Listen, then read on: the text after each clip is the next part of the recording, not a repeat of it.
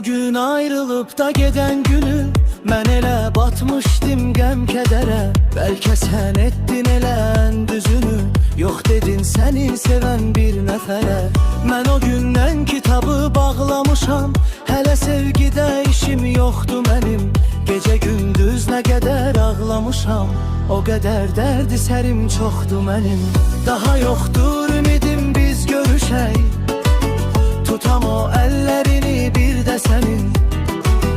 Yenidən həqiqi bir eşqə düşər, unudan bəlkə biraz dərdi qəmin. Daha yoxdur ümidim biz görüşək, tutam o əllərini bir də sənin. Yenidən həqiqi bir eşqə düşər, unudan bəlkə biraz dərdi qəmin.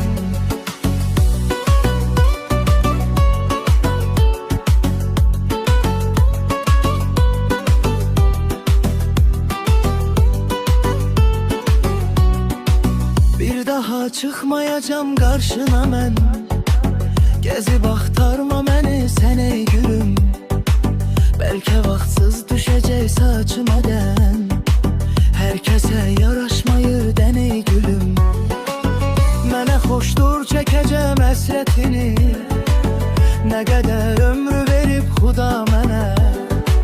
Görmək istəsən əgər mürvətini, gəl məzarım üstə gül gətirmə.